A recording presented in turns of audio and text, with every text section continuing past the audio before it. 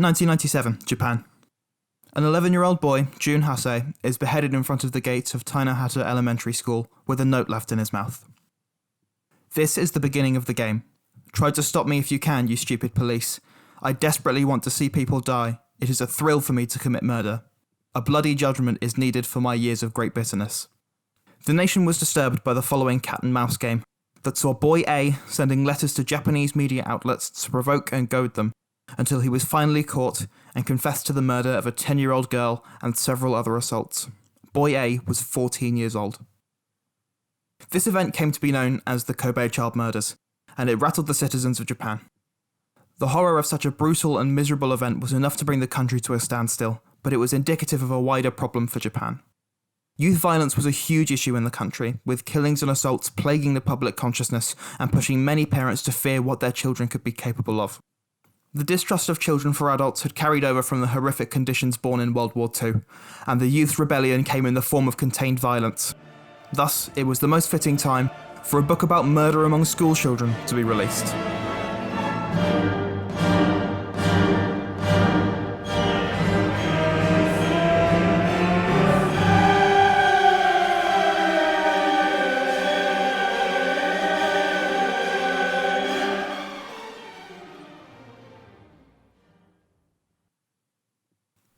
Battle Royale was a novel written by Koshin Takami that depicted junior high school kids left stranded on an island and forced by the government to kill each other in order to combat the overpopulation of unruly youth. It was certainly fitting for the Japanese public at the time, but regardless, it seriously struck a few nerves prior to its release. The book was, after all, made for young adults, and depicted people their age murdering each other in brutal fashion, which stoked fear that these acts could well be replicated. Yet, the book was a phenomenal success upon its release in 1999, and quickly led to adaptations of the story across a few mediums, including a manga comic book series and its most popular iteration, the film made just a year later, directed by Kinji Fukasaku. Fukasaku took on the role of director on such a diverse and controversial subject matter because he truly understood it. As a teen during World War II, he was one of many who lived a dangerous life, working in a munitions factory to support the war effort and risking their lives on a daily basis. He said, referring to a day in July 1945, "It was impossible to run or hide from the shells that rained down. We survived by diving for cover under our friends. After the attacks, my class had to dispose of the corpses. It was the first time in my life I'd seen so many dead bodies." His understanding of Koshin Takami's novel, following his experiences, couldn't be clearer. He had experienced violence and devastation as no teenager should have, and the mistrust in adults that is reflected throughout the novel is filtered through his own experience. "As I lifted severed arms and legs, I had a fundamental awakening. Everything we'd been taught in school about how Japan was fighting the war to win world peace was a pack of lies. Adults could not be trusted." The film's intense themes led to roadblocks though. The Erin Film Board chose to give Battle Royale the rating of R15+, a rating that was rare for Japanese cinemas and one that Fukasaku directly and sternly opposed, stating that it was crucial that young people see the film. This was another case of shifted accountability on behalf of the adults when considering the youth of Japan, proof that the story's points about irresponsibility among adults were rooted heavily in reality. The film also naturally caused a lot of public outcry. The complaints sent to the Japan National Diet were numerous, and politicians across the country weighed in on the themes of the film, including the Prime Minister Yoshiro Mori.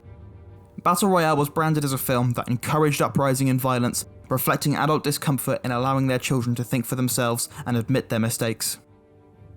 Despite this pushback, the film was a cultural phenomenon, a satirical masterwork that's lavishly brutal and deliciously twisted, forcing the viewer to question their own morality and face their fears of an ever-violent Japan.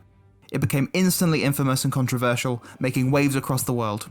It was praised for its wit, brutality, and gutsy presentation, and earned universal critical praise.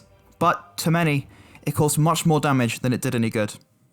Violence in children in Japan was sadly incredibly common by the time Battle Royale came around, with cases of not only students attacking and killing each other in increasingly brutal and twisted ways, but also teachers killing their pupils. Japan's school system is notoriously relentless, with lessons being charged by a culture of extreme bullying and violent disciplinary methods. Most horrifying is the case that saw a student beaten to death by a teacher for bringing a hairdryer on a school trip, and countless other examples of violence, death, and dismay plagued the school system. The violent school culture was claiming lives and stoking misery in students, and that's exactly what Battle Royale existed to stand up against. It challenged adults in their violence towards children, holding them accountable by making the children forced to attack each other reluctant and scared for their lives. It forced them to take account for the violence that they inspire in children, which is potentially why it received so much pushback over other violent movies. But the message was misconstrued by some. Mere hours after Battle Royale was released in cinemas, a 17-year-old boy went on a rampage in the Shibuya district of Tokyo with a baseball bat, injuring 8 people. Unfortunately, this was only the tip of the iceberg. The very same year, a 17-year-old boy in Hiroshima hijacked a bus at knife point and killed a woman. And a month later, a boy of the same age clubbed his mother to death with a baseball bat because she wouldn't give him any pocket money. Most crucially to the impact that Battle Royale had on youth violence was the Sasebo slashing in 2004.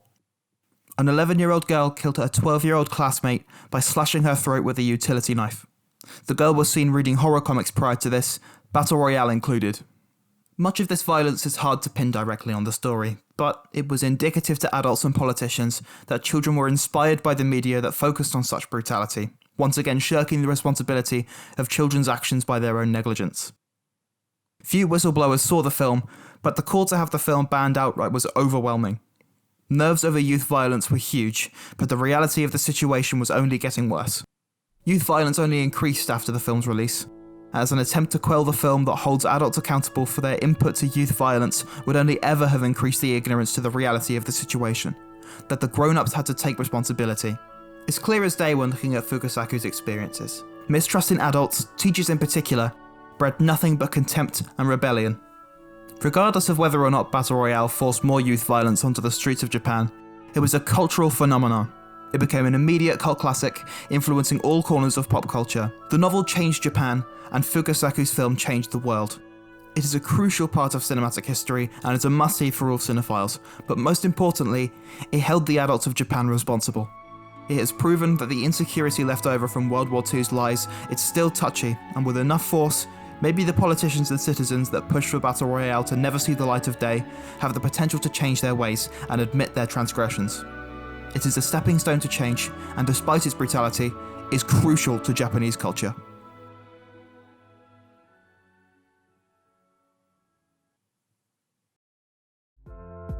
Hello, and thank you very much for watching the very first video on the Kaiju Club channel. If you like what you see so far, make sure to subscribe and like the video, and sound off in the comments about what you want to see on the channel next. Peace out, see you in the next one.